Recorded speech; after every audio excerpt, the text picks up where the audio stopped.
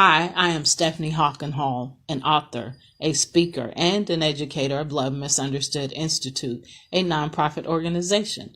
I educate about bullying and how love is misunderstood when you're bullying others. Bullying happens everywhere and has no age range. To help you through bullying and the trauma associated with it, I am a certified forgiveness coach.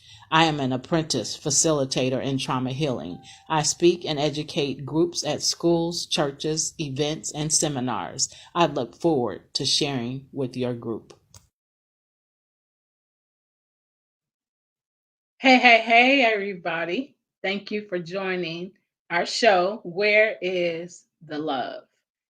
I am your host. I am Stephanie, and joining me will be my co host, my son, Gene Williams. Hey everybody, how you doing today? Hey, son. How you doing, Mom? I'm doing fine. How are you doing? I'm excellent, doing excellent. Good. It's showtime. Let's go. So on our show, we talk about bullying versus love. We share information to let you know when you're bullying someone else and to give you more information about love. Because some people think that being mean to others and treating others bad is okay, and that is love just because you say I love you. But that is so far from the truth. So we share different information here on our show to help you understand, make you aware of bullying. Um, and bullying is the use of force, coercion, hurtful teasing, or threat to abuse, aggressively dominate, or intimidate someone else. You're seeking to harm someone else and to control them. That is what bullying is. Um, so I wanted to share that. Son, you have anything you want to add? Nope, I'm right with you. Okay. So today we are going to be talking about truth versus lies. Um, and last week on our show, we had Curtis Brooks on our show who shared a lot of information with us. He's a men's life coach. And so he shared a lot of things with us. He shared how to understand your pain. He shared on the spot, he formulated a 5-step plan. Oh, He wasn't ready for that, but he was more ready than he thought he was. Gene asked him the question, and he was able to formulate this plan on the spot. He did a fantastic job. So I want to share with you quickly what the 5-step plan. The first thing he said: assess the damage. He said take ownership. Find someone you can talk to and trust.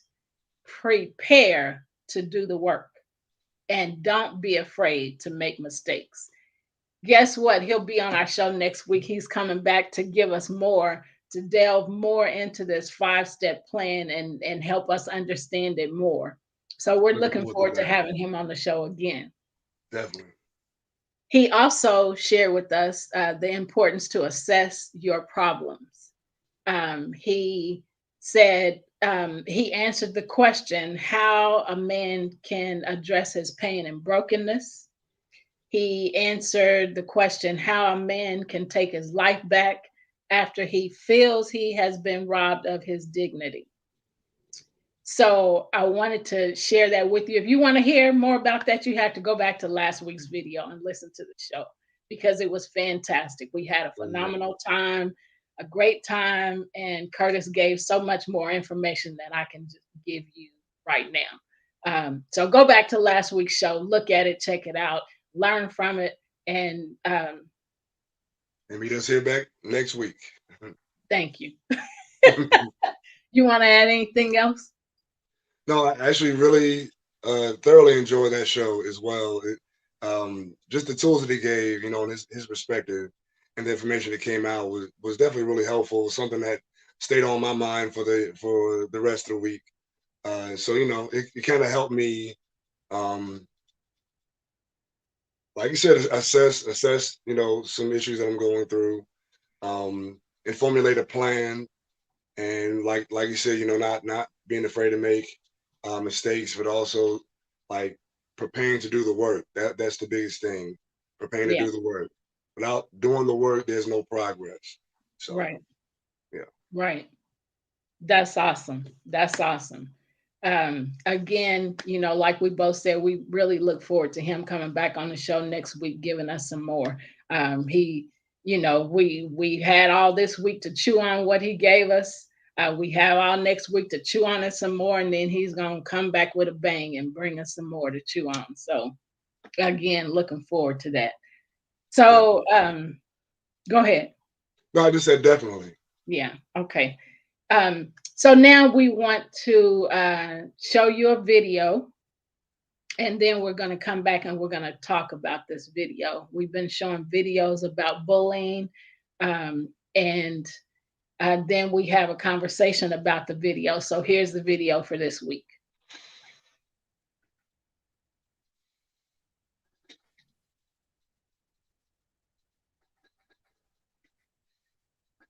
I was so mad at the moment. Who would be calm in a situation like that? Who would be calm? Imagine Kelsey Ellerby's shock when she got a call from her daughter yesterday saying she'd been attacked at school by two adults. The Sumter County Sheriff's Office says Whitley Smith and Mamie Smith gained entry into Ebenezer Middle School by claiming they had to go to the attendance office. Once inside, they ran down the hallway, pushed a student against a wall, began hitting her and scratching her in the head and face. Two other students were hurt, one taken by her parents for medical treatment.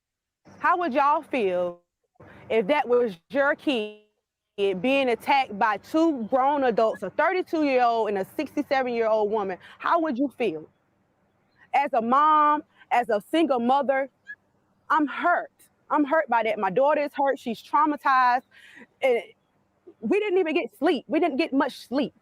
She says her daughter is tough, but she broke down in tears last night. My baby, she's 12 years old. The other girl, she's 12 years old. These are minors, and y'all took upon yourselves to react to a situation that could have been resolved any other kind of way. Ellerby left with many questions tonight. They need better security. Nobody is allowed to go to the back of the school due to COVID. So how were they able to get to the back of the school? That's my question. How were they past all of that and go down the hall, all the way down the hall and down some more to kids? I don't get it.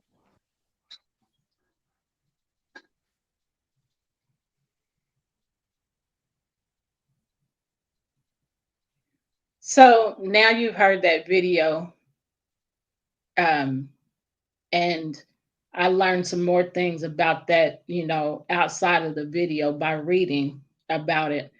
This happened in Sumter County, South Carolina.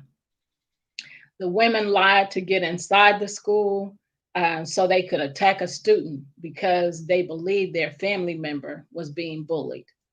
The students that were assaulted were not believed to have been the students that had been bullied by their family member, according to the subjects. And actually, in reading, I learned that the students that reportedly bullied the student, these women's relative, those students were in the office being reprimanded at the time of the incident. So they attacked the wrong students. But it's horrifying that, like she said, a 32-year-old and a 67-year-old came to the school. They lied to get in the school, said they were coming to the office, and they went past the office and went and attacked the wrong student. So, um, and I'll add a little bit more about that in just a minute. Jean, you want to add anything? Yeah, so I'm actually glad that because I read, maybe I didn't see the same article that you did. I didn't realize. I mean, I assumed that this was a retaliation for bullying because that's what it sounded like. Mm-hmm. Um, so getting that information was important. Um, are you didn't ask me about questions yet because I actually had one. if Okay, you, yeah. you can go ahead and ask the questions. Okay, well, actually, this is a question that just came up with the information that you just gave. So Okay. this was a retaliation. So and it kind of goes along with the first question, but I wanted to add a little bit more to it. So saying that this was a retaliation, how do you think um, that the family members of the child that was bullied, how do you think that they could have handled it better? They could have handled it better by, instead of going through the school, they should have stopped at the office like they said they were coming to do. And they should have talked to the people in the office to let them know what was going on. That would have saved a lot of what happened, and I'll talk some more about that in a little bit. But that should have been the first step. You came Right. to the school, you should have stopped at the office, and you should have um, talked to the administrative staff and the principal there, instead of going throughout the school and handling it on your own. Um, because that the consequences of them lying and going throughout the school and attacking other students, I'll talk about that in a minute. But there's always consequences when you lie. It's so much easier and so much better when you tell the truth. Um, some people tell lies to draw attention to themselves. Others tell lies hoping that people will believe them and trust them. And when you lie to others, while you may be making yourself big in your sight, you're making yourself small in their sight when they find out the truth. So um, I'll add a little bit more in a minute, because I want you to go ahead and ask your questions. But I have some more to add to that. Yeah, yeah. So I was just going to say that I understand the anger and frustration, of having a child that's being bullied and you want to address it, but there is a way to handle any situation, especially being two mature adults. Yeah, Like you said, you used um, I just say you use falsehood to get into the building, yep, um, and then you attacked some children, and now it's like you basically you what's the word I wanted to look for? Um, you created a bigger situation. That's not right, what I want to say, but you created a bigger situation than needed to be. yep, You as an adult, you dress adults, you address right, adults, not right, children. You don't ever put your hands on someone else's child. right, You know, especially in a situation like that. Now, out in the world, different story, but this is a place with institutions. They have rules, guidelines, and things. A hierarchy of power. You right, follow those steps first, you know, before you take it outside. And then when you take it outside of the school, you address the police, but right. not the child directly. You never touch a child, someone else's child, especially as an adult. Yeah. You just made a bigger pot to stew in than you really had to. Being verbal is one thing, but being physical with another person's child is totally different. So, inside the school, they should have addressed the administrative staff. Outside of the school, they could have, waited for the kid to come out and, to see if if their parents perhaps was picking them up, and then they could have addressed their parents. You know, Right. um, could I ask them, is your parent here to pick you up, or something like that, and then address the parent if they were there. If the parent wasn't there, another option outside of the school would be to call the police, um, and let them know, their child or grandchild was um, Attacked. assaulted, Right. so to let the police handle it. So those are three different ways they could have handled it, other Yeah. than the way they did. Right. All right. So, well, the second question is, all right. So it says in the first clip, the mother and granddaughter of a bully child attacked the supposed bully of their family member. This is a really loaded situation. To start, what do you think that the school of the children that were attacked could have done differently to prevent the resulting altercation? Well, if they were told, and they obviously were told that this situation was going on, because they had the three students in the office addressing the situation at the time the mother and the grandmother came in. Um, so, what's the question again? Because my mind is going so fast and my mouth ain't getting it all out. Yeah.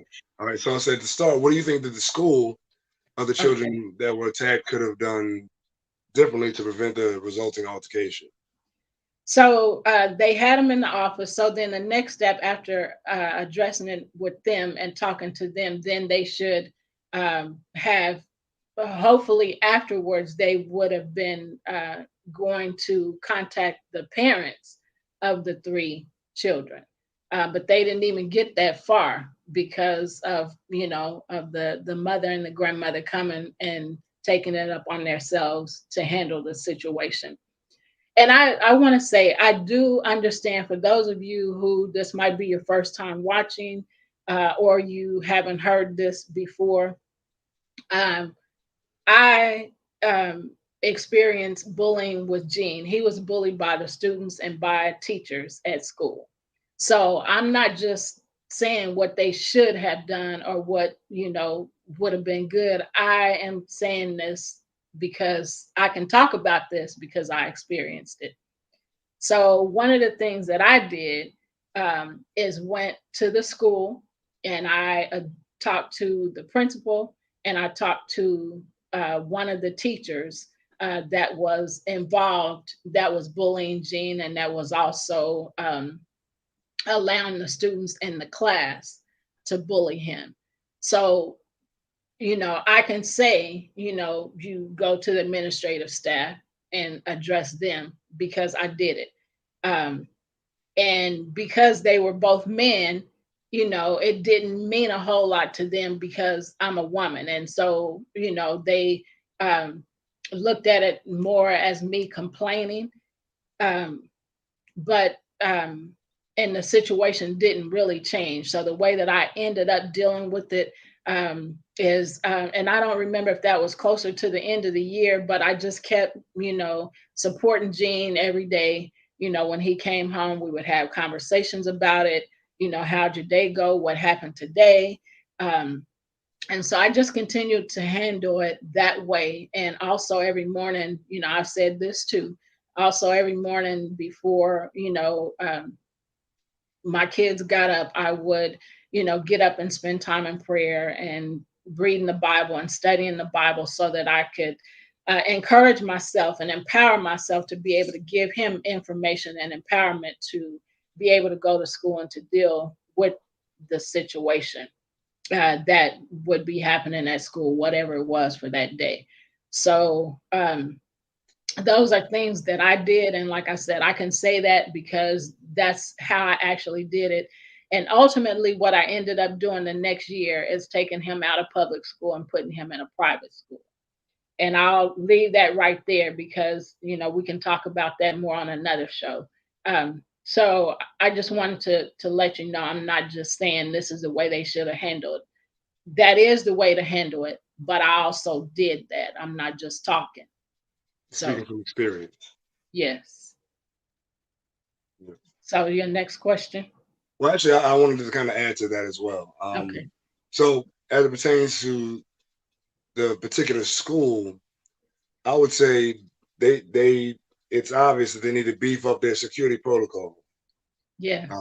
and they need to create strict guidelines for the security to follow when a parent or anybody else outside of the school comes into the school. I mean, you Yes. got to look at the fact that we have, it seems like every other month or so we have school shootings. Yes. So how is it that two adults are able to just come into a school and run from one place to another without being addressed by a security guard or another adult? Right. That's a huge problem. Like Yep. when they came into the door, either security guard should have went with them to escort them to the attendance office or Yep. however it works, Yep. or they needed to be a security guard or more on their way to the attendance office, so Right. that they are sure that the kids in the school are safe. Exactly. That's really good, because also while you were talking, I thought about the person that buzzed them in. Whoever buzzed them in, if there wasn't a security officer near, they should always go to the door, at least go to the door of the office to Right. watch and to make sure that the person that they just buzzed in, comes directly to the office. So that's Right. another way that that could have been taken care of and dealt with properly. And then they wouldn't have been able to get past the office and go, throughout the building to assault those students. Right. All right. So my next question is kind of a piggyback onto one of the questions we spoke on before, but it says, although I disagree with the approach of the adults in the initial clip, um, how could they have addressed the suspected bully in a way that was more productive?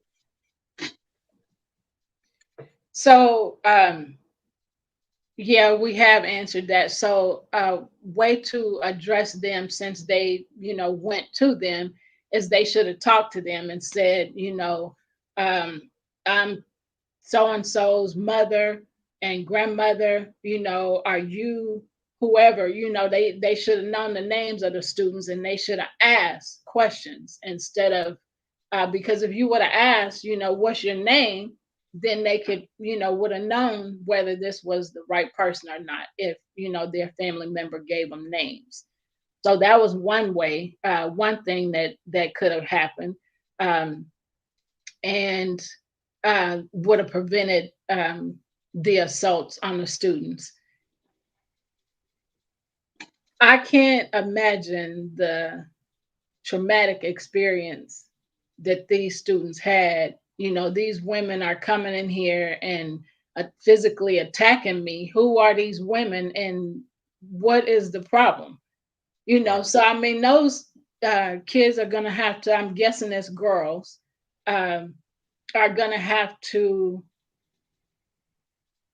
That's something they're gonna have to deal with. And then when they go to school, if school's not out in South Carolina, if there's another week or two or more of school, then that's something they, may be looking behind their back, watching, constantly watching, because they're in fear Right. of, is somebody gonna come into school and attack me again? Right. That's That's trauma. traumatic for anybody to experience, to have to be looking over your shoulder, wondering if, if somebody's gonna hurt you or do some harm to you. Right. Especially knowing that those girls had nothing to do with the actual attack. Like, that's even worse. Yep. So I want to add to what you just said, because it said, in reading, it said that the students who reportedly bullied the subject's family member, these two women's family member, was actually in the office being dealt with when the attack took place. So Wow. these women, the consequences is these women received a $10,000 bond each. Right. So how wise was it to people react out of fear, react out of anger, uh, and in this situation it was more of anger. You acted out of anger and went and took it up on yourself to handle a situation. You handled the wrong people, you handled it the wrong way, and the consequences is a bond. Now that's just And what. a jail record Right, exactly.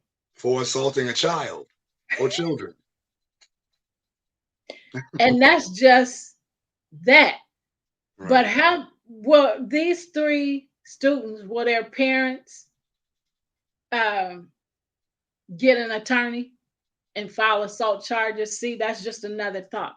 Right. There's Right. always Absolutely. consequences when you do the wrong thing. And Yep. like I said, we're talking about truth and lies here. They lied to get in the building, and went and did what they did. And so the consequences of lies can be tough. Tell the truth. Oh It's yeah, easier to tell the truth. exactly. You save yourself a lot of drama, a lot of pain, a lot of man repercussions. Cause Yeah, yeah, I mean, like we said before a million times on this show, every action has an equal and opposite reaction. So everything that yeah, you do, everything that you reap, you shall sow. yeah, Every action has an equal and opposite reaction. So yeah, you gotta believe karma, whatever you want to call it, is just a law of nature, a law of yeah, the universe. Whatever you do, you'll get it back. yeah. So go ahead, Gene. Well, I was gonna say, I mean, I know you probably had something to say. I was just gonna say to add on to what you answered with the question, just reiterate. They the adults needed to follow the chain of command. Yeah, Go to the principal, administration, all that good stuff. Until you handle the situation. If it's not handled properly in the school, then you go to the police. right, There's a chain of command in the situation. That way, the adults handle the situation in a mature fashion, and you're not creating further trauma for the children involved in the bullying. Because I mean, it's trauma already. right. The other thing is address the adults, not the children. You Yeah, are an adult. You should not be even verbally, honestly, addressing a child in a situation like that, and especially in a school situation. There's a yeah, chain of command. You address the adults involved that are supposed to solve the situation. So you put your child in a school situation. You're supposed to trust their authority and their way of handling things. So you know, handle it that way. And if it doesn't work, then you take the next step. It's the police. If it's not the police, then you get a lawyer and you sue. There's ways to right. handle the situation. But the way they handled it was just not wise at all. They Yeah, didn't practice good judgment. yeah. And again, the consequences of them not practicing good judgment is a lot of bad. I mean, like you said, a police record, they got $10,000 bond each, and what did it solve? So, and what are the other consequences that may come? So Right. they didn't think about that. They thought about how angry they were. And again, I understand, when, a family member or somebody that you love is being bullied and you want to, take up for them. So take up for them by speaking up for them, Right. not putting your hands on somebody, because you putting your hands on somebody will create assault charges and adding on to that. So all the consequences that come with that. So it's better to speak up and to say verbally, you know, um, this ain't gonna be like this, or this ain't how we doing this, or Right. don't do this no more, or treat them the way you want to be treated, or treat me the way you want to want me to treat you. So handle it verbally, and not with anger, because when you handle it with anger, if that person gets angry with you, then the next thing that might happen is it may become a physical altercation. Facts. Absolutely. And again, always tell the truth. Lies will be found out, and the end result is not good. So tell the truth. It's in your best interest to always tell the truth about anything. Right. um, Lies will always catch up with you, and won't fix it. It won't make it right. If you think about how it feels to you when someone lies to you or on you, you wouldn't tell lies. Right. Lies destroys relationships. Right. Truth creates honesty and lasting, healthy relationships. So tell the Right. truth. And lying is a form of manipulation. Yes. So you want to add anything else? No, not on that part. I mean, we got a couple more questions, but yeah, I Okay. What's your agree with question? everything you said. All right. So, how often would you say that race plays in the advent of someone being bullied in America, especially in the South? um, race plays a big part. We see it in the media a lot, and I'm some specific things just went through my mind. The um, specific things just went through my mind. So race plays a big part because race, if you don't like a certain race, you see them and you do things to them, and people, instead of looking at people as people, you look at the color of the person and you want to bully them, and not just want to, but you may bully them because you don't like them. I don't, if you're white, I don't like black people, or black, I don't like white people. So so you do things to harm others, and it plays a big part because there are so many uh, racist people in the world. There are so many people um, that hate people because of their skin color, and not, you know, um, don't give them an opportunity as a person to, show who they are. Um, because you don't care. You just, I already got in my mind, I don't like this race. I don't like black people. I don't like white people. I don't like Asians. So be, it plays a big part, unfortunately, because people's minds are twisted instead of, like I said, looking at, as Martin Luther King says, the content of your character. You Right. looking at the person's race. And so it plays a huge part.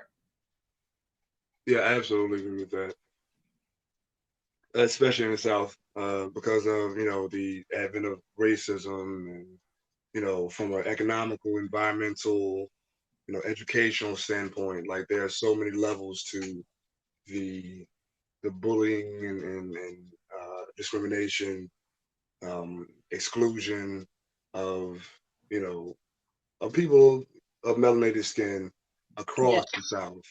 Yeah. I mean, and that's where it's more. So the funny thing, and I had this conversation quite a few times with people from different places. I got friends from the South and friends, out, in California and New York. And it's funny because they say like the different. It's like there's racism everywhere. Let's just be honest. Right. Um, However, like in America, in the South, it's more overt, and up north, it's a little more subtle, you Yeah. know, as well as out west. It's still very prevalent, but the way it shows up is different every time.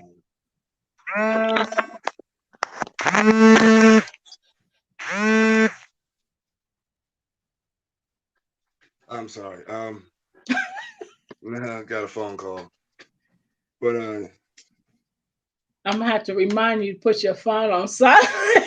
it was on vibrate. And that's why we can hear it vibrating. Oh, okay. Molded. So Uh, what was your next question, or what were you gonna say? Do you remember? nope, I lost the last part of that, but I do have one more question. Okay. Um, Go ahead. so, uh, Go ahead. all right. So, what do you think would be a healthy solution to help those who were wrongly assaulted in this case? A solution, a healthy solution would be to get them some therapy.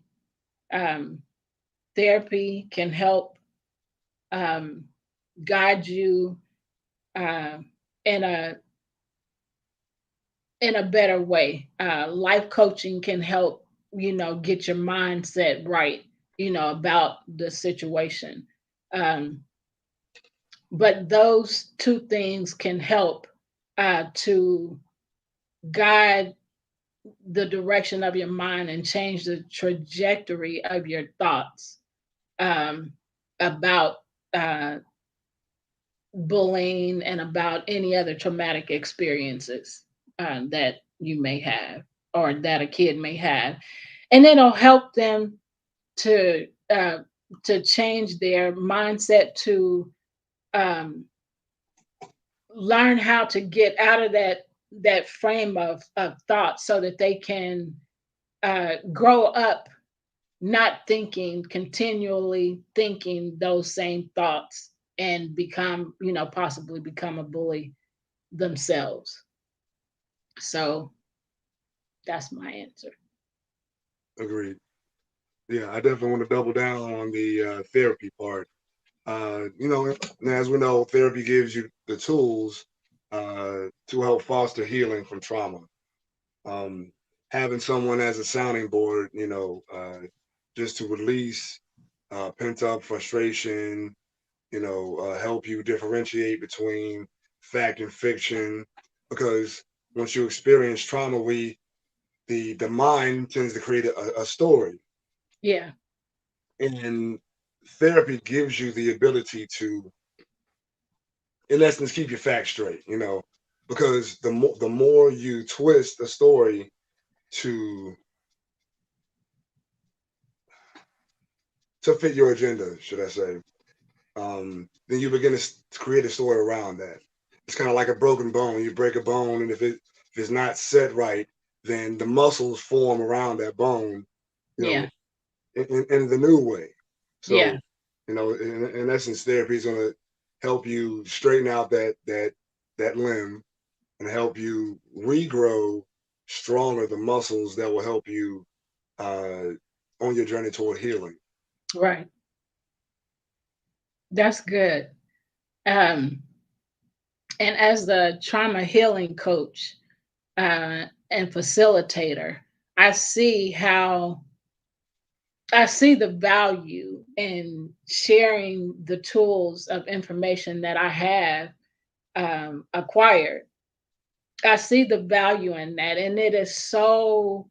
Um, I can't even think of the word, but I love seeing people start the healing process and heal from traumatic experiences, um, no matter what the traumatic experiences are, because I have started in the last month or so looking at people and I just see hurt. I see brokenness, Right. and people, we don't automatically know how to come back from those experiences, so we hold stuff inside. And eventually, it's like putting a bunch of bottles one by one in water. And this is one of the experiences that we use. We, have a 16-ounce bottle water, you know, put whatever you're feeling on it, put anger, frustration, whatever you're feeling, and you put those bottles one by one in this bucket of water. And eventually you got 10 bottles you're trying to hold down and you can't hold it down. So what happens is all that frustration and anger and whatever else you put in that water comes out of you and explodes, and it does it in the wrong way. So how do you react when you're angry or frustrated? Do you get a gun and go shoot up go shooting and killing people? What do you do with that anger and that frustration? Do you just go and start punching on somebody? I mean, there's so many things you do because now Right. you've exploded because you held it in and had it in there for so long, and you can only keep it in there for so long before it does explode. So seeing people, um, their lives change basically right before my eyes, um, in these trauma sessions, and these group healings is amazing, for them to talk about, their trauma and their experiences. And then to see them, we have a 6-week program, and then at the end of the 6 weeks, they're a totally different person. But you're watching them throughout the 6 weeks change. Um, their mindset, the way they talk, the things they say, change from the way it was in the beginning. So, um, I just wanted to add that it's just so amazing. It's such an amazing experience to see people one by one, or a whole group of people when we're doing group healing, um, become healed and like I said, talk different and act different. It's wonderful. You have any other questions? Nope, that was it. Okay. So we want to you want to tell them we want to talk about well, I'll tell you first. When I've been through a traumatic event or experience, or some things are bothering me. I've been through a bullying experience, whatever the bad experience is. How do I calm down? How do I come to a peaceful place? Um, and so one of the ways that I do is I pray. I pray a lot. I pray, pray, pray, pray, pray. That helps. I read inspirational books. I listen to inspirational speakers. I listen to inspirational music. I read affirmations.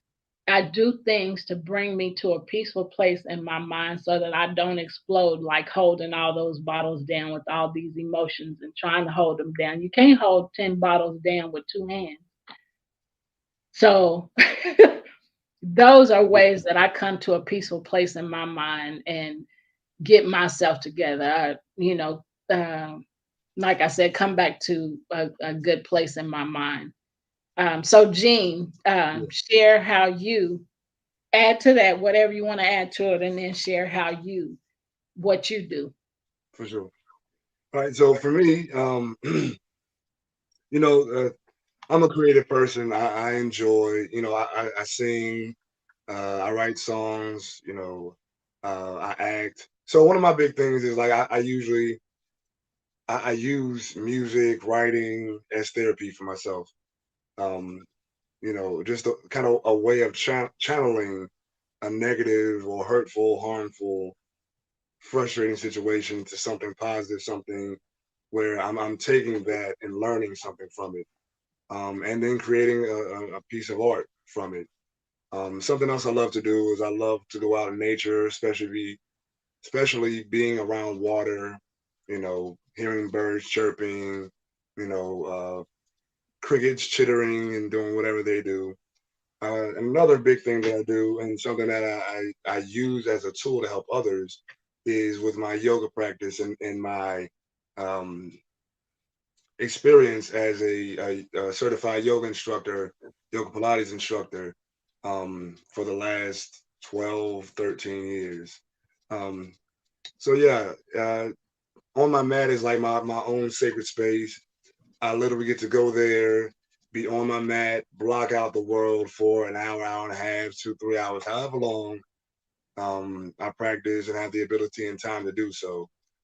That takes me to a peaceful place, a grounded place where I'm actually able to constructively process emotion, feelings, thoughts, and again transmute them into something positive. So yeah, and so I figure we're coming up on my video. So, like I said before, that gift I use to help others, equip them with a tool to help them channel um, their emotions, feelings in a way to not only help your mental and emotional state, but also help your physical state. Um, so yeah, I've been a yoga instructor for about 12, 13 years and practicing for about 15. And next up is a clip of me talking about the benefits of yoga. And if you need any yoga instruction, hit me up at premierfitnessmemphis@gmail.com. But I hope you enjoyed this video. Greetings and welcome to Premier Fitness. I'm Gene Williams, your yoga instructor for the day, and I'm here to tell you about the benefits of yoga. The mental benefits: yoga's incorporation of meditation and breathing can help improve a person's mental well-being. Regular yoga practice creates mental clarity and calmness, increases body awareness, relieves chronic stress patterns, relaxes the mind, centers the attention, and sharpens concentration. The physical benefits are the relaxation techniques incorporated in yoga can lessen chronic pain, arthritis, headaches, and carpal tunnel syndrome. Yoga can also lower blood pressure, and reduce insomnia. Other physical benefits are increased flexibility, increased muscle strength and tone, improved respiration, energy, and vitality, maintaining a balanced metabolism, weight reduction, cardiovascular and circulatory health, improved athletic performance, and protection from injury. All these and more come from a regular yoga practice. Come join me, Gene Williams of Premier Fitness, to establish or recreate a personal yoga practice.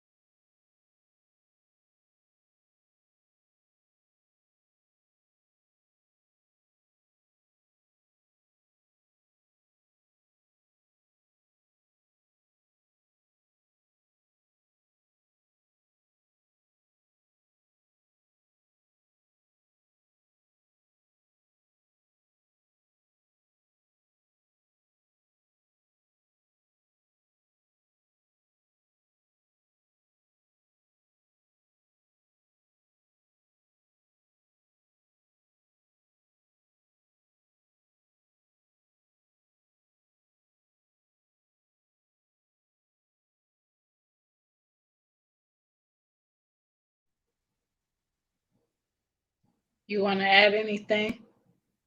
I'm sorry, my phone is frozen, so I was wondering if we were back on or not. That's all right. Yeah.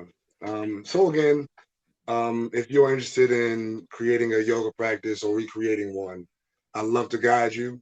Not only do I do that, I'm a personal trainer um, and a certified nutritional counselor. So again, those are some of the ways I help create a healthy synergy for people who are looking uh, to channel and manage stress and their physical and mental health. Thank you. So, I want to add that I am also a certified life coach. I am also a certified forgiveness coach and a certified spiritual coach. um, and under Mercy Proves Love coaching. So I coach you, provide the tools, and coach you through life's experiences, through forgiveness and learning how to forgive. When you've been treated in traumatic ways, when you've been bullied, for whatever, forgiveness is something that we have to do over and over and over again. So when it hurts, it's not easy to forgive, but it's best for you. It's a gift to yourself, because holding on to unforgiveness um, only hurts you, not the person that you're not forgiving, because chances are, and more than likely, they've gone on with their lives and don't care, about your pain or whatever you're experiencing, but you have to get through it, and forgiveness is the best way. So, again, Mercy Proves Love coaching is where I do have my coaching services. So you can find me on Facebook, um, and you can find me on, well, Facebook is the best place to get me for Mercy Proves Love Coaching. Also, Love Misunderstood Institute is nonprofit organization, and we're doing Where's the this show, Where's the Love, through Love Misunderstood Institute. At Love Misunderstood Institute, we educate you about bullying, the different types of bullying, the effects of bullying, the impact of bullying, and so much more about bullying and how to recognize it and how to change your mindset about what's happening to you. That's why forgiveness coaching is important to me. So, Jean, you want to add anything? No, I just well, I mean, because I've benefited directly from the coaching. I want to say that you have great programs. If any of you out there need help with dealing with trauma, dealing with forgiveness, and help with just focusing your spiritual life, trust me, the programs that she have will be of extreme benefit to you. So definitely check those out. Thank you, son. So this is our show. We hope you have enjoyed our show. Where is the love? We will be back next week. Again, we will be back with Curtis Brooks, the men's life coach that was with us last week. So join us again next week to hear more the additions that he has to add to what he's already shared with us, which was so uh, great. So join us next week. We look forward to seeing you on the show. We enjoy being able to educate you and being able to give you tools and information to help you understand bullying more and to help you understand that there's no love when you're mistreating people and bullying people. Where is the love? So we will say bye for now. We want to leave you with peace. We want to leave you with love and we want to give you joy. So take care. Bye for now. See you on the next show. See you soon.